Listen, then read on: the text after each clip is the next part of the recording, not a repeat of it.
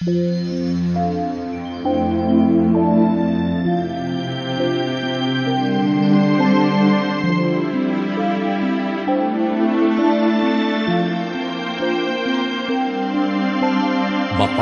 ang bumabasa at ang nangakikinig ng mga salita ng hula at tumutupad ng mga bagay na nangasusulat doon, sapagkat ang panahoy malapit na.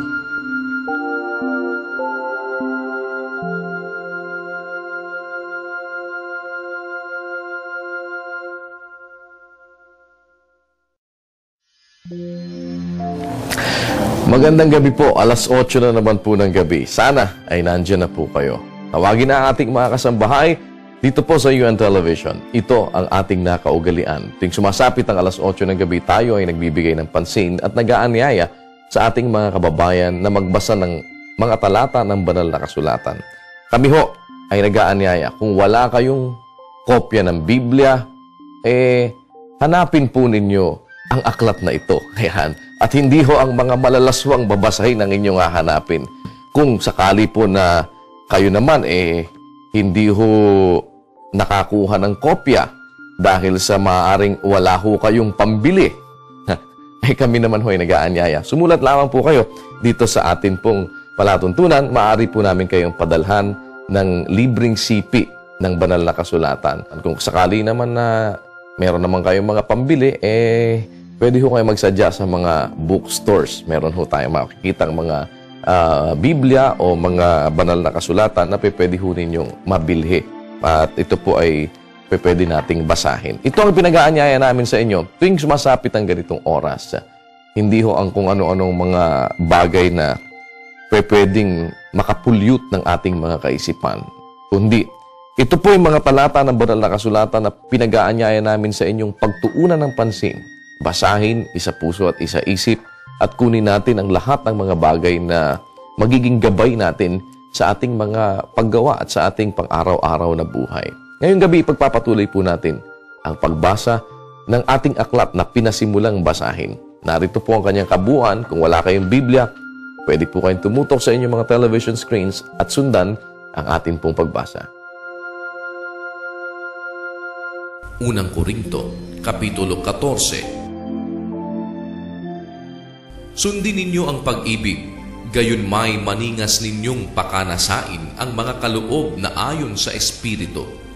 Ngunit lalo na ang kayo'y mga kapanghula, sapagkat ang nagsasalita ng wika ay hindi sa mga tao nagsasalita, kundi sa Diyos, sapagkat walang nakauunawa sa Kanya, kundi sa Espiritu ay nagsasalita ng mga hiwaga. Datapwat ang nanghuhula ay nagsasalita sa mga tao sa ikatitibay at sa ikapangangaral at sa ikaaaliw.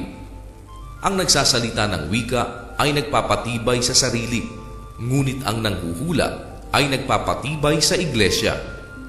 Ibig ko sanang kayong lahat ay magsalita ng mga wika, datapwat lalo na ang kayo'y magsipanghula, at lalong dakila ang nanghuhula kaysa nagsasalita ng mga wika, maliban na kung siya'y magpapaliwanag upang ang iglesia ay mapagtibay.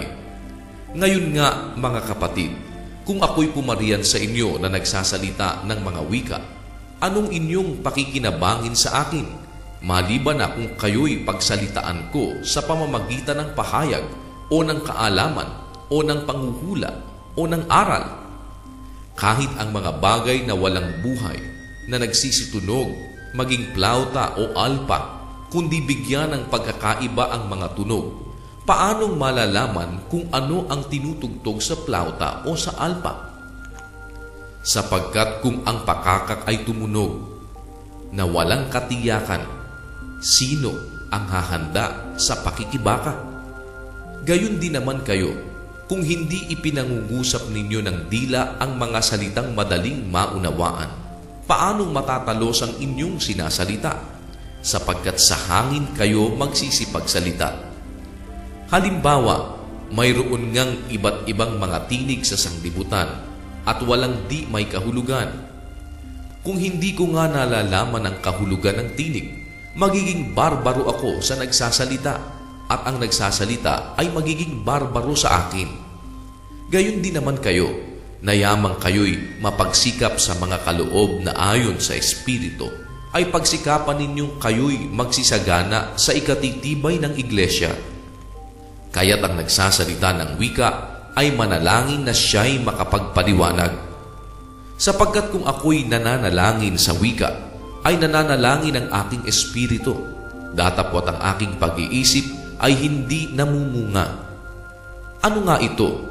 Mananalangin ako sa espiritu at mananalangin din naman ako sa pag-iisip. Aawit ako sa espiritu at aawit din naman ako sa pag-iisip.